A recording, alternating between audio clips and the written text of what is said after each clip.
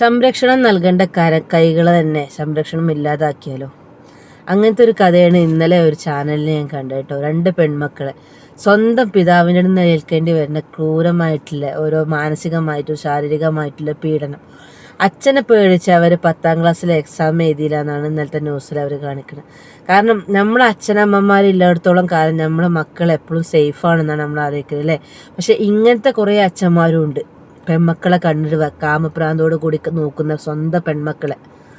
അപ്പോൾ അങ്ങനത്തെ ഒരു ന്യൂസാണ് ഇന്നലെ കണ്ടപ്പോൾ ഭയങ്കര സങ്കടമായിട്ടോ. കാരണം ഇന്നത്തെ കാലത്ത് ഇപ്പോഴും ഇങ്ങനെ ഉണ്ട്. പക്ഷേ ഇങ്ങനെ ഉണ്ട് എന്ന് പറഞ്ഞാലും സ്വന്തം അച്ഛന്മാരുടെ അടുത്ത് ഇങ്ങനെ ഏൽക്കുമ്പം ആ കുട്ടികളെ ഒരു മാനസികാവസ്ഥ അപ്പോൾ അവർക്ക് മനസ്സിലാണ്ട്. ഇപ്പം സ്നേഹത്തോടെ നമ്മളൊരു അച്ഛൻ മക്കളെ സ്പർശിക്കണമെന്ന് തൊടുന്നതും അത് വേറെ, പക്ഷെ വേറൊരു വിചാരത്തോടെ തൊടുന്നതും വേറെ. അപ്പോൾ മക്കൾക്ക് ഇപ്പോഴത്തെ മക്കൾക്കൊക്കെ ചെറുപ്പം മുതൽ മനസ്സിലാക്കാൻ പറ്റും ഗുഡ് ടച്ചും ബാഡ് ടച്ചും അല്ലേ. അപ്പോൾ നമ്മളെ ചെറിയ മക്കളാണെന്നുണ്ടെങ്കിലും ഇപ്പോൾ LKG UKG പഠിക്കുന്ന പെൺമക്കളാണെന്നുണ്ടെങ്കിലും അവർക്ക് തന്നെ വേറൊരു പുറത്തുള്ള ആൾക്കാർ ടച്ച് ചെയ്യുമ്പോൾ അവർക്ക് മനസ്സിലാക്കാൻ പറ്റും ഗുഡ് ടച്ചാണോ ബാഡ് ടച്ചാണോ എന്നുള്ളത്. അപ്പം ഞാൻ പറയണത് എന്താരോ, ഇത്രയും പ്രശ്നങ്ങളും ഇത്രയും സങ്കടങ്ങളും ഈ മക്കളെ ഉള്ളിലുണ്ടായിട്ടും ഒരിക്കൽ പോലും ഒരു ഫ്രണ്ട്സിൻ്റെ അടുത്തോ ടീച്ചേഴ്സിൻ്റെ അടുത്തോ ആരടുത്തും പറയാൻ തയ്യാറാകാത്ത 2 പെൺമക്കളെ കഥയാണ് ഇന്നത്തെ ഈ ഒരു വീഡിയോസിൽ കാണണം കേട്ടോ. കാരണം ന്യൂസിൽ ഇന്നലെ അങ്ങനെ കണ്ടപ്പോൾ ഭയങ്കര സങ്കടം. അപ്പോൾ ഈ ഒരു വീഡിയോസ് കണ്ടോക്കി. നിങ്ങൾ എന്തോ നീ സ്വഭാവം കാണിക്കുന്നത്? നിങ്ങളെ മക്കളല്ലേ? നിങ്ങൾ എന്റെ അടുത്ത് പെരുമാറുന്ന അതേ രീതി ഈ കുഞ്ഞുങ്ങളുടെ അടുത്ത് കാണിക്കാൻ കൊള്ള. കുഞ്ഞിന്റെ വായിൽ മദ്യം ഒഴിച്ചു കൊടുത്ത് കുഞ്ഞു കടന്ന് നിലവിളിച്ച്. മോക്കാണോ തന്നത്? അതെ, എനിക്കാണ് അത് കൊണ്ടുവന്ന് തന്നത്. വായിലോട്ട് ഒഴിച്ചു തന്നു. ഞാൻ അപ്പോഴത്തേക്ക് തട്ടിക്കളഞ്ഞു. മക്കളെ പോലെയല്ല അച്ഛൻ കാണുന്നത്. അത് ആ ഒരു രീതിയിൽ അങ്ങനെ എന്താവും അറിയാൻ വയ്യാതെ പേടിച്ചില്ല. വീടിന്റെ എയർ ഹോള് വഴി എന്റെ കുഞ്ഞുങ്ങൾ കിടന്ന് ഉറങ്ങുന്ന ആ രംഗം. ഒരു പ്രായമായ കൊച്ചുങ്ങളാണ് 2 പേര്. ഈ വർഷത്തെ SLC പരീക്ഷ പോലും എന്റെ 2 മക്കളും എഴുതിയിട്ടില്ല. അച്ഛനും അമ്മ എത്ര നാള് ഞങ്ങളെ നോക്കും? മക്കളെ അവരെത്ര നാള് നോക്കും? അവരില്ലാതായി പോയ ഈ മക്കളെയും കൊണ്ട് ഞാൻ മരിക്കാനല്ലാതെ വേറെ ഒരു വഴി എന്റെ മുന്നിലില്ല. ഹായ്, നമസ്കാരം സുഹൃത്തുക്കളെ. ഞാനിപ്പോൾ നമ്മുടെ തിരുവനന്തപുരം ജില്ലയിലാണ്. തിരുവനന്തപുരം കിളിമാനൂര് പള്ളിക്കൽ എന്ന് പറഞ്ഞ സ്ഥലത്താണ്. അപ്പൊ ഇവിടെ ഒരു അമ്മയും 2 മക്കളും വിളിച്ചിട്ടാണ് വന്നിരിക്കുന്നത്.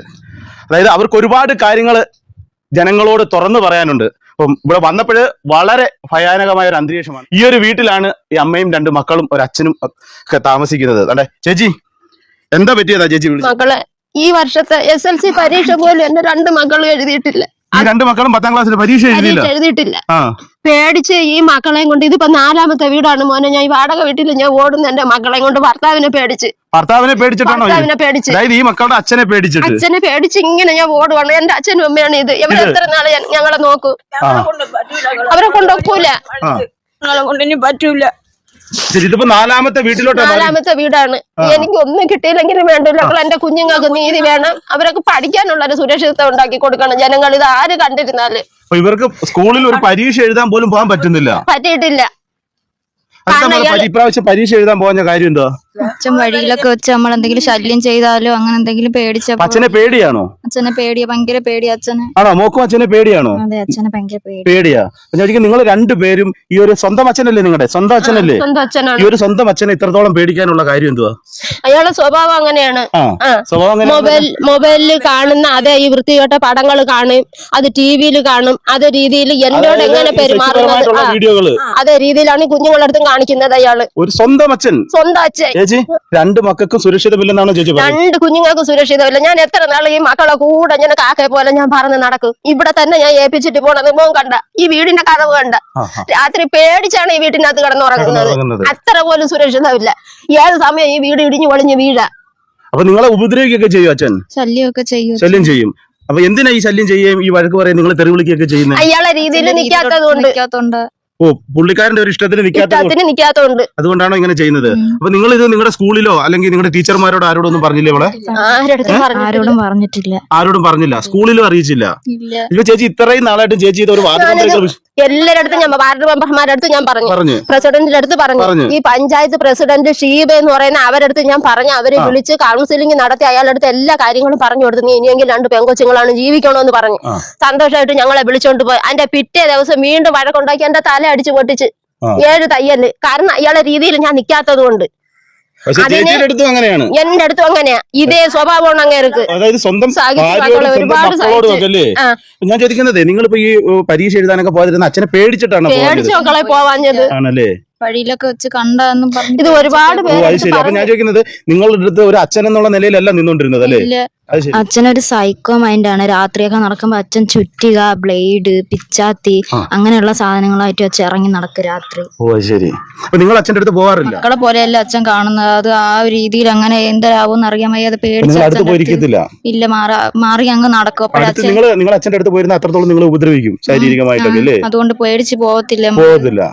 അപ്പൊ അതാണ് ഈ അച്ഛന്റെ അടുത്തോട്ട് പോകാതിരിക്കുന്നതും അച്ഛൻ ഈ വഴക്കുണ്ടാക്കുന്നതും. ആ ഒരു കാര്യം വീടിന്റെ എയർ ഹോൾ വഴി എന്റെ കുഞ്ഞുങ്ങൾ കിടന്ന് ഉറങ്ങുന്ന ആ രംഗം. ഒരു പ്രായമായ കൊച്ചുങ്ങളാണ് രണ്ടുപേരും. എയർ ഹോളിൽ കൂടെ ഇറങ്ങി നോക്കും. അനവധി ദിവസങ്ങളിൽ ഞാൻ കണ്ടിട്ടുണ്ട്. നിങ്ങൾ എന്തോന്ന് ഈ സ്വഭാവം കാണിക്കുന്നത്? നിങ്ങളെ മക്കളല്ലേ? നിങ്ങൾ എന്റെ അടുത്ത് പെരുമാറുന്ന അതേ രീതി ഈ കുഞ്ഞുങ്ങളുടെ അടുത്ത് കാണിക്കാൻ കൊള്ള. കുഞ്ഞിന്റെ വായിൽ മദ്യം ഒഴിച്ചു കൊടുത്ത് കുഞ്ഞു കിടന്ന് നിലവിളിച്ച്. മോക്കാണോ തന്നത്? അതെ, എനിക്കാണ് അത് കൊണ്ടുവന്ന് തന്നത്. വായിലോട്ട് ഒഴിച്ചു തന്നു. ഞാൻ അപ്പോഴത്തേക്ക് തട്ടിക്കളഞ്ഞു. കുടിച്ചില്ല. പുള്ളിയുടെ ഉദ്ദേശം എന്ന് പറയുന്നത് അത് കുടിപ്പിച്ച് ബോധം കെടുത്തിയിട്ട് അയാൾ എങ്ങനെയാ അയാളെ മനസ്സിൽ എന്ത് കാര്യമാണോ ഉദ്ദേശിച്ചത് അതേ രീതിയിൽ എന്റെ കുഞ്ഞുങ്ങളുടെ അടുത്ത് അവന് കാണിക്കാൻ വേണ്ടിയിട്ടാണ് ഈ തോന്നിയാസ് അന്ന് അവിടെ കാണിച്ചത്. അപ്പൊ ശരിക്കും പറഞ്ഞു കഴിഞ്ഞാൽ ഈ ഒരു കുടുംബം സന്ധ്യ എന്ന് പറഞ്ഞ ചേച്ചിയുടെയും ഇവർ രണ്ട് മക്കളുടെ അവസ്ഥ എന്ന് പറഞ്ഞാൽ അത്രത്തോളം എന്താ പറഞ്ഞേ ബുദ്ധിമുട്ടിലാണ്. കാരണം ഒരു എന്താ പറയുന്നത്, ഇതിനൊന്നും വീടുന്ന ഒരു അടുക്കള എന്ന് പറയാൻ പറ്റത്തില്ല. ആ രീതിയിലുള്ള ഒരു വീട്. ഇത് ഏത് നിമിഷം ഇടിഞ്ഞു പൊളിയാറായ ഒരു വാടക വീട്. അവിടെ ചേച്ചിയുടെ അച്ഛനും അമ്മയും കൂടെ താമസമുണ്ട്. കാരണം ഞാൻ വിളിച്ചോണ്ട് വന്നതാണ് അവരെ പേടിച്ച്. അപ്പം ആ ഒരു രീതിയിൽ എന്താ പറഞ്ഞ നമ്മുടെ കേരളത്തിൽ ഇങ്ങനെ ഒരു കുടുംബം താമസിക്കുന്നു എന്ന് പറഞ്ഞു കഴിഞ്ഞാൽ നമുക്ക് തല താഴ്ത്തി നിൽക്കേണ്ടി വരും. ആ ഒരു അവസ്ഥയിലോട്ട് മാറി ഇവരുടെ ജീവിതം എന്ന് പറയുന്നത്. അപ്പം ഈ രണ്ട് മക്കൾക്കും ഈ ഒരു അമ്മയ്ക്കും ഇതുവരെ നീതി കിട്ടിയിട്ടില്ല. അത് നമ്മുടെ കേരളത്തിലാണ് എന്ന് നിങ്ങൾ മനസ്സിലാക്കണം. ഇത്രയും പല സ്ഥലങ്ങളിൽ പോയി 5 തവണ ഞാൻ കൊണ്ടുവന്നു. ഈ പള്ളിക്ക സ്റ്റേഷനിൽ ഞാൻ കേസ് കൊടുത്തു. ഒരിക്കലും ഇറങ്ങി തിരക്കിയിട്ടില്ല. ഞങ്ങളുടെ അവസ്ഥ എന്താണോ? കാരണം വോട്ടാകുമ്പോഴത്തേന് അവരെല്ലാരും വരും. പാർട്ടിക്കാരായിരുന്നാലും മെമ്പർമാരും എല്ലാരും വരും. ഈ ഒരു ആവശ്യം ഞാൻ ചെന്ന് പറഞ്ഞിട്ട് എന്റെ കുഞ്ഞുങ്ങളെ പഠിത്തത്തിന് പോലും 10 രൂപ താണ്ടെ ബാക്കി നീ കൂടെ ഇട്ട് എന്തെങ്കിലും ഒരു കാര്യം കൊച്ചുങ്ങൾക്ക് ഒരു സഹായവും ഞങ്ങൾക്ക് കിട്ടിയിട്ടില്ല. ശരിക്കും പറഞ്ഞു കഴിഞ്ഞാൽ ഈ വീഡിയോ കാണുന്നവരെല്ലാം ഈ ഇതൊന്ന് മാക്സിമം ഷെയർ ചെയ്യണം. എന്നുവെച്ചാല് അധികാരികളുടെ മുന്നിൽ ചെന്നിട്ട് നീതി കിട്ടാതിരുന്നത് 42 വയസ്സുള്ള ഈ സന്ധ്യ എന്ന് പറയുന്ന ചേച്ചി 10ാം ക്ലാസ്സിൽ പഠിക്കുന്ന ഒരു 15 വയസ്സുള്ള 2 പെമ്മക്കളുമായി ഇതുപോലൊരു വീഡിയോയുടെ മുന്നിൽ വരണമെങ്കിൽ അവർ അത്രത്തോളം ജീവിതത്തിൽ അനുഭവിച്ചിട്ടുണ്ടോ എന്നുള്ള യാതൊരു മാറ്റമില്ല. എനിക്ക് മരിക്കണോ ജീവിക്കണോ എന്ന് എനിക്ക് അറിയാൻ വയ്യ. എനിക്ക് ഈ കുഞ്ഞുങ്ങളെ കൊണ്ട് ഞാൻ ചാവാ എന്ന് വരെ ഞാൻ തീരുമാനിച്ചു. അത്രത്തോളം ഗതി കെട്ടിട്ടാണ് ഇങ്ങനെ ഈ 2 മക്കളുമായി ഇവർ വീഡിയോയുടെ മുന്നിൽ വന്നത്. എന്തായാലും ഇവർക്ക് നീതി കിട്ടിയേ പറ്റത്തുള്ളൂ. ഈ വീഡിയോ കാണുന്നവരെ, അധികാരികളിൽ എത്തുന്നവരെ ഈ വീഡിയോ ഷെയർ ചെയ്യണം. ഈ 2 മക്കളുടെ ഭാവിയാണ് ഇവിടെ നശിച്ചു പോയിരിക്കുന്നത്. വിദ്യാഭ്യാസം, അതായത് ഒരു വർഷം 10ാം ക്ലാസ്സിലെ പരീക്ഷ എഴുതാതിരുന്നാൽ അവരുടെ ഒരു എന്താ പറയുന്നത്, ഒരു പഠിക്കുന്ന കുട്ടികളുടെ ഏറ്റവും മെയിൻ ആയിട്ടുള്ള ഒരു പരീക്ഷയായിരുന്നു ഈ 10ാം ക്ലാസ്സിൽ, അല്ലേ മോളെ? അപ്പൊ അതാണ് നിങ്ങൾക്ക് എഴുതാൻ പറ്റാതെ പോയത്.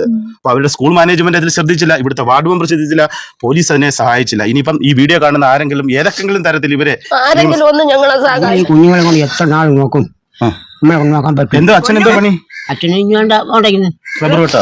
റബ്ബർ വെട്ടം എന്തെങ്കിലും തൊഴിൽ ചെയ്ത് നാട്ടിൽ ജോലിയില്ല. പിന്നെ ഈ മരം വെട്ടുന്നോണ്ടാണ് അവര് വീട് വാടകയ്ക്ക് വന്നത്. ഇത് വാടക വീട്, അവരുടെ വീടല്ലേ? വാടക വീടാണ്. അതുകൊണ്ട് എന്നാലും വാടക കൊടുക്കണം. 1500 രൂപ വാടകയും കറണ്ട് ബില്ലും അടയ്ക്കണം. പിന്നെ ഈ മരം വെട്ടുന്നോണ്ട് ഞങ്ങൾ പട്ടിണിയില്ലാതെ പോണു. എന്നിട്ട് ഇതിന്റെ ഇടയ്ക്ക് ഞാൻ ആക്രി പറക്കാൻ പോയാണ് എന്റെ കുഞ്ഞുങ്ങളെ പട്ടിണിയില്ലാതെ നോക്കുന്നത്. പക്ഷെ അങ്ങനെയൊക്കെ ഇവരെ ഈ മക്കളെ വളർത്താൻ നോക്കിയിട്ടും ഇവരുടെ ജീവിതത്തിന് ഒരു സുരക്ഷിതമില്ലാട്ട് മാറി. എന്തായാലും ഈ സന്ധ്യ ചേച്ചിക്കും മക്കൾക്കും ഈ അച്ഛനും അമ്മയ്ക്കും ഒക്കെ നീതി ലഭിക്കണം. നീതി ലഭിക്കുന്നവരെ ഈ വീഡിയോ എല്ലാവരും ഷെയർ ചെയ്യണം. ചേച്ചി ഒരു കാരണവശാലും പേടിക്കണ്ട. നമ്മുടെ ഈ വീഡിയോ കാണുന്നത് ആരെങ്കിലും നിങ്ങൾക്ക് മാക്സിമം ഒരു സഹായം എത്തിക്കും. മീൻസ് നിയമസഹായം എത്താനുള്ള കാര്യങ്ങൾ നമുക്ക് ചെയ്യാം. ഈ 2 മക്കളുടെയും ഭാവി സുരക്ഷിതമാക്കാനായിട്ടുള്ള കാര്യങ്ങൾ നമുക്ക് ചെയ്യാം. നമ്മൾ നിങ്ങളോടൊപ്പം ഉണ്ട് കേട്ടോ. എനിക്കൊരു നീതിയും വേണ്ട, എനിക്കൊന്നും വേണ്ട. ഈ 2 പെൺകുഞ്ഞുങ്ങൾക്ക് പഠിക്കാനുള്ള സൗകര്യം, അവർക്ക് സുരക്ഷിതമായ ഒരു സ്ഥലം എന്നെ കൊണ്ട് അവർക്ക് ആരും പേടിക്കരുത്. ആരും പേടിക്കാതെ എന്റെ കുഞ്ഞുങ്ങൾക്ക്. കാരണം ഒരു ഭൂമിയിൽ ജനിച്ചു പോയില്ലേ. എന്തായാലും അതിനുള്ളൊരു സഹായം കിട്ടും ചേച്ചി. ചേച്ചി ധൈര്യമായിട്ടിരിക്കും കേട്ടോ. ഒരു സഹായം നിങ്ങൾ എനിക്ക് തീർച്ചയായിട്ടും ചേച്ചി, തീർച്ചയായിട്ടും. ഈ ഒരു സന്ധ്യ ചേച്ചിയും കുടുംബത്തെ നിങ്ങൾ ഓരോരുത്തരും ചേർത്ത് പിടിക്കുമെന്നുള്ള വിശ്വാസത്തോടു കൂടി ഇന്നത്തെ ഒരു വീഡിയോ ഇവിടെ നിർത്തുകയാണ്. നന്ദി, നമസ്കാരം.